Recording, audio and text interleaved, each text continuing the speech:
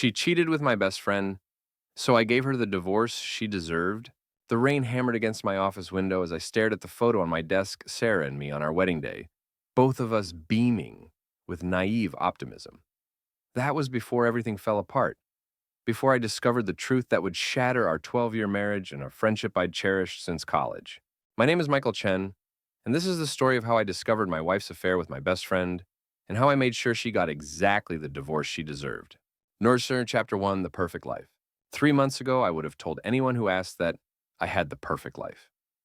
At 35, I was a senior partner at Chen& Associates, the law firm I'd built from scratch. Sarah, my wife of 12 years, ran a successful interior design business. We lived in a beautiful colonial in Westchester, drove matching Teslas, and hosted dinner parties that were the envy of our social circle. Jake Morrison had been my best friend since our freshman year at Columbia. We'd been roommates, study partners, and each other's best man. When he moved back to New York after his startup failed in Silicon Valley, Sarah and I welcomed him with open arms. He crashed in our guest room for a few weeks that turned into 3 months. I didn't mind. Jake was family. Plus, he was going through a rough patch. His company had folded. His engagement had ended, and he needed time to get back on his feet. Sarah seemed happy to have him around too. She'd always gotten along well with Jake, and having an extra pair of hands around the house was helpful. Looking back, I should have seen the signs. The way Sarah started dressing up more when Jake was home, the inside jokes that suddenly excluded me, the late-night conversations that stopped abruptly when I entered the room. But I was blind too, trusting too secure in my perfect life to notice the cracks forming in its foundation. Starts Chapter 2, The Unraveling. The first real red flag came on a Tuesday evening in March. I'd left the office early, planning to surprise Sarah with dinner at her favorite restaurant. When I pulled into our driveway at 4 p.m., I noticed Jake's BMW parked at an odd angle, as if he'd been in a hurry. I found the house empty, or so I thought. Sarah's purse was on the kitchen counter, her keys still inside. Jake's laptop was open on the dining room table, his coffee still warm. But no sign of either of them. Then I heard a sound from upstairs. My home office door closing, footsteps on the carpet, whispered voices. I climbed the stairs, each step heavy, with a dread I couldn't quite name. The master bedroom door was ajar. Through the gap, I saw them. My wife and my best friend fully clothed but disheveled Sarah fixing her hair, while Jake buttoned his shirt. I stood frozen, my mind refusing to process what my eyes were seeing. This couldn't be happening. Not Sarah, not Jake, not in our bedroom. But then Sarah laughed that intimate laugh I thought was reserved for me and reached up to wipe lipstick from Jake's jaw. The gesture was so familiar, so practiced, that I knew instantly this wasn't the first time. I backed away, my heart pounding so hard I was sure they'd hear it. Somehow I made it downstairs and out to my car without being detected. I drove to the office and sat in the parking garage for 2 hours, staring at nothing, feeling everything collapse around me. Chapter 3, The Investigation. Being a lawyer has its advantages. I knew better than to confront them immediately. Instead, I began gathering evidence. I hired a private investigator, someone I'd used for cases before, someone discreet and thorough. Within a week, Marcus had everything I needed and more than I wanted to know. The affair had been going on for 2 months. They met at hotels during lunch at our house when I was at work, even at her office after hours. The photos were damning them, entering hotels together, kissing in her car, holding hands at a cafe 2 towns over, where they thought no one would recognize them. But the worst part was the messages. Marcus had legally obtained their text conversations through various means, and reading them felt like swallowing broken glass. It's like, I hate sneaking around like this. When are you going to tell him, Sarah, soon? I just need to make sure the business is protected first. Michael's a lawyer, remember, he'll know how to screw me in the divorce. Jake, I love you, it's worth the wait. Sure, I love you too, just a little longer and we can stop pretending. Pretending. 12 years of marriage reduced to pretending. There were more messages, discussions about their future together, complaints about me, intimate details I'll never be able to forget. Sarah had consulted with a divorce attorney, already secretly moving assets and preparing to blindside me. But she'd made one crucial mistake: she'd underestimated me.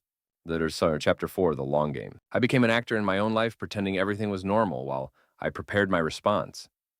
I smiled at dinner, kissed Sarah goodbye each morning, even had beers with Jake on the weekends. All the while I was building my case. I discovered Sarah had been siphoning money from our joint accounts into a separate account she thought I didn't know about. She'd been overvaluing her business expenses to hide income.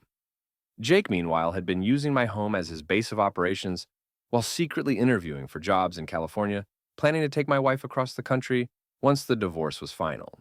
The irony wasn't lost on me. Sarah thought she was being clever, protecting herself from the big bad lawyer husband. But in her arrogance, she'd left a paper trail a mile wide. Every hidden asset, every financial manipulation, every lie was documented and filed away. I also did something else during those weeks of pretending I reflected on our marriage. When had it gone wrong? Had I been a neglectful husband? Had I missed signs of unhappiness? The truth was, our marriage hadn't been perfect. We'd grown apart over the years, buried in our respective careers. The passion had faded, replaced by routine and comfortable silences. But that didn't excuse the betrayal. If Sarah was unhappy, she should have talked to me. If she'd fallen out of love, she should have asked for a divorce. Instead, she chose deception and betrayal with the one person I trusted most outside of her. Chapter 5 of the Revelation. I chose my moment carefully.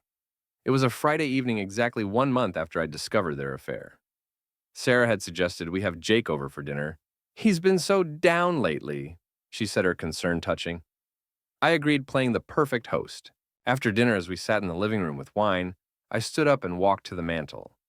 I have something for both of you, I said, pulling out 2 manila envelopes from behind a picture frame. Sarah laughed nervously. What's this, some kind of game? Not a game, I said, handing them each an envelope. More like the end of one. Jake opened his first.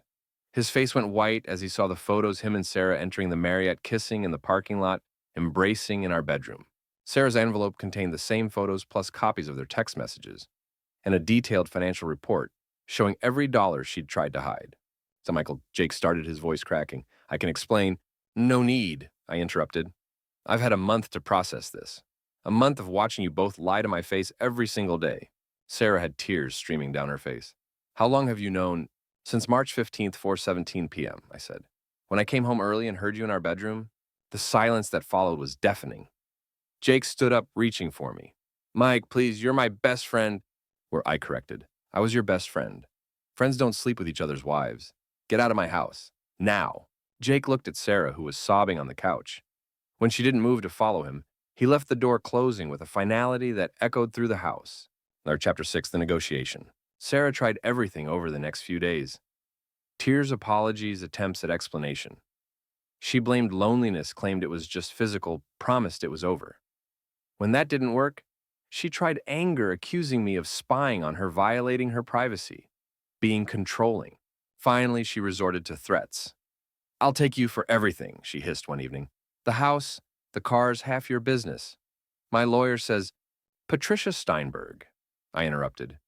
You met with her 3 times, March 22nd, April 3rd, and April 15th. She advised you to document any marital assets and to start keeping a journal of my behavior to use against me. Sarah's face went pale. How do you? I'm a better lawyer than Patricia, I said simply. And unlike you, I actually know what I'm doing. I laid out the reality of her situation. The financial fraud she'd committed by hiding assets. The business expenses she'd falsified. The fact that adultery, while not usually relevant in no-fault divorce, states like New York, becomes very relevant when combined with financial misconduct. Here's what's going to happen, I said. You're going to sign the divorce papers I've prepared. You'll get exactly what you're entitled to under the law, no more, no less. The house will be sold, proceeds split. You'll keep your business, I'll keep mine. No alimony for either party. Clean break. And if I don't, she challenged, then I file the evidence of your financial fraud with the IRS. Your business gets audited. Your reputation gets destroyed. And you potentially face criminal charges for tax evasion. It wasn't a bluff. Every document was real, every threat legitimate.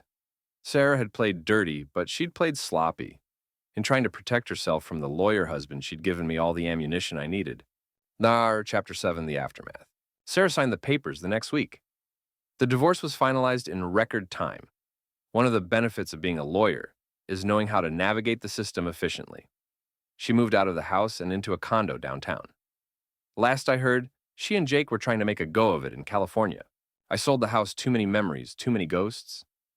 I bought a penthouse in the city closer to work, with a view that reminded me to look forward, not back. The betrayal still stings. Losing a wife and a best friend in one blow left scars that haven't fully healed. There are days when I wonder if I could have handled it differently, if confrontation might have been better than the cold, calculated response I chose. But then I remember the messages, the lies, the planned deception. Sarah didn't just cheat, she strategized. She plotted. She prepared to destroy me financially while sleeping in my bed and eating at my table. And Jake, the friend I'd have taken a bullet for, looked me in the eye every day while betraying me in the worst possible way. Dr. Sir, Chapter 8, The Lessons. 6 months have passed since the divorce was finalized.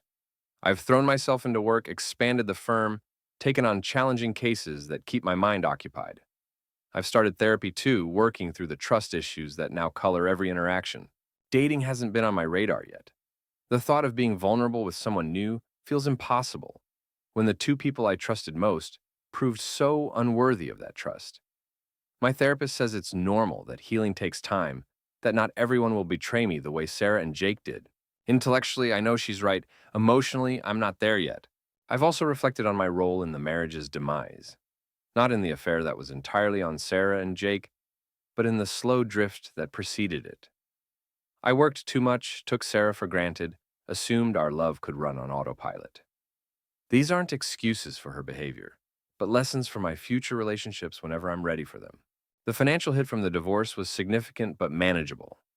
Splitting assets is never pleasant, but it was a small price to pay for freedom from a woman who could betray me so completely. The emotional cost was far higher.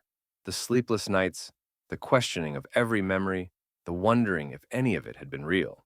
So, Chapter 9, The Unexpected. 3 weeks ago, I received an unexpected email. It was from Meredith, Jake's ex-fiancée, the one he'd left before moving in with us. She'd heard about the divorce through mutual friends and wanted to meet for coffee. I almost deleted the email. The last thing I needed was another connection to that painful chapter. But curiosity won out, and I found myself sitting across from her at a cafe in Brooklyn. "I wanted to tell you I'm sorry," she said after we'd exchanged pleasantries. "When I heard what happened, it all made sense." "What do you mean?" I asked. She sighed, stirring her latte. "Jake cheated on me too, with my roommate. That's why I ended the engagement. He begged me not to tell anyone, said it would ruin his reputation, his friendship with you. I kept quiet because I just wanted him gone. The revelation shouldn't have surprised me, but it did. Jake had told me Meredith was unstable, that she'd ended things suddenly for no reason. Another lie in a tower of them. I should have warned you," Meredith continued. "When I heard he was staying with you and Sarah, I thought about reaching out, but I figured it wasn't my place. I'm sorry." I told her it wasn't her fault that Jake and Sarah were adults who made their own choices. We talked for 2 hours, comparing notes on Jake's patterns of deception, finding an odd comfort in shared betrayal. We've met for coffee twice more since then. Not romantically, neither of us is ready for that, but as two people navigating the aftermath of betrayal by someone we'd loved. Chapter 10, Moving Forward. Yesterday marked 1 year since I discovered the affair. I commemorated it by doing something I'd been putting off. I went through the last box of mementos from my marriage, photos, cards, ticket stubs from concerts, and shows the flotsam and jetsam of 12 years together. I didn't burn them or throw them away in some dramatic gesture. Instead, I packed them neatly and put them in storage. They're part of my history for better or worse. The good times were real, even if they were tainted by how things ended. I kept one photo not of Sarah and me, but of my law school graduation. Jake and I flanked my parents, all of us grinning at the camera. We looked so young, so full of promise. I couldn't have imagined then that the friend beside me would one day betray me so completely. But I also couldn't have imagined I'd build a successful law firm, argue cases before the state Supreme Court, or survive the implosion of my marriage with my dignity intact. Life has a way of surprising us both with devastating lows and unexpected resilience. The firm is thriving. I've taken on 2 new partners, and we're expanding to a second office. Work isn't everything, but it's something I can control, something that rewards loyalty and hard work in ways that personal relationships apparently don't always manage.